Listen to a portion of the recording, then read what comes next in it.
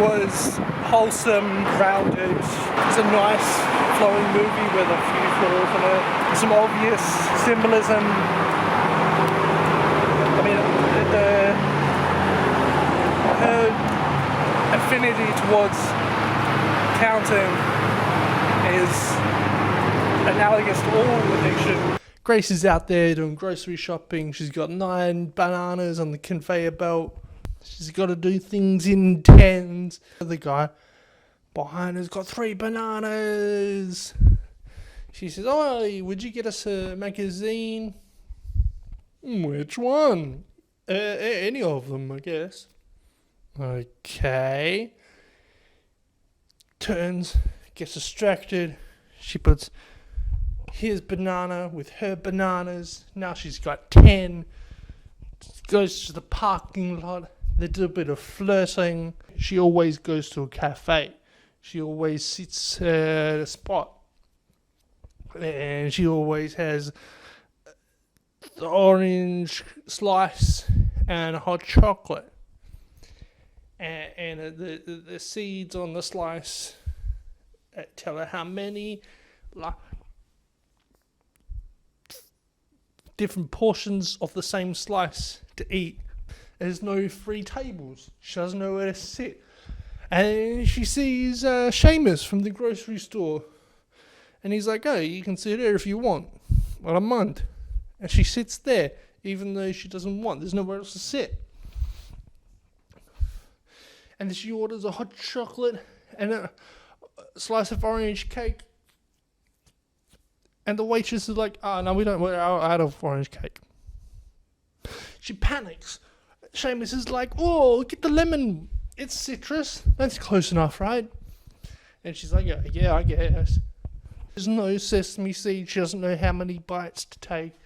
She's like, "Oh, what's your name?" "Oh, my name is Seamus." "Oh, that's not enough bites." "What's your full name?" And then, "Oh, that's 19 letters." And nom. They hook up and things,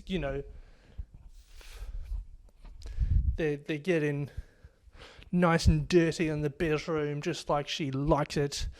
And things are good, and she's hiding her obsession from him, and things are good. And then it leaks through when he leaves, and it's good though. And then things start to go downhill because they go on a camping trip, and they do stuff at the camping trip. She often sits at the same table at the cafe. That's the number 10. She likes counting to 10. I can't recount any of it to you. I guess you'll have to take my word for it. I could be wrong, but I felt like there was some good framing in there. There was one shot in particular, had the sky up top, and then on the left-hand side was like a building, and the right-hand side was also a building, just less interesting. And that stood out to me because I was like, "Oh, you're supposed to be like picking up on stuff like this for the review later," which tells you 2 things.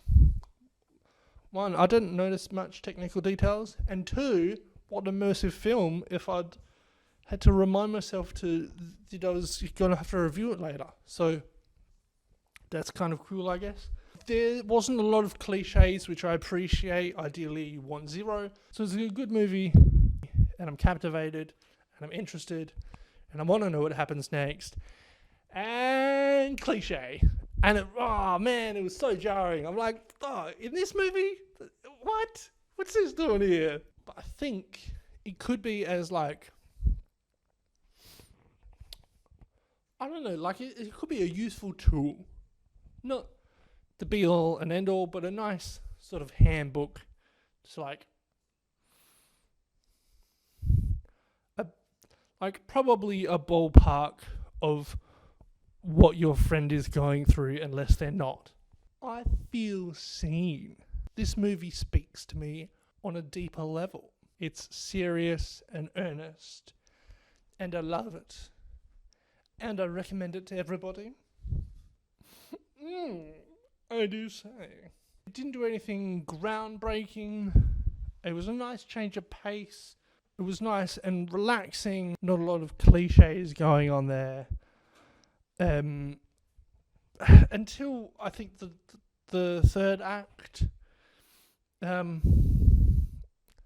that moment was cliche, and you could feel it as they were going through the dialogue. You could feel that it didn't sit right, and so it's a good casual fun movie, and it has some cliches in it. So yeah, I thought it was fine.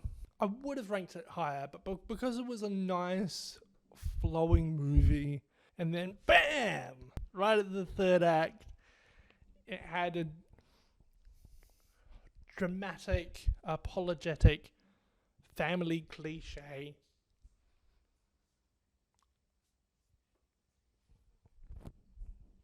The first of three that I noticed in the film. It's only okay. I am putting Addition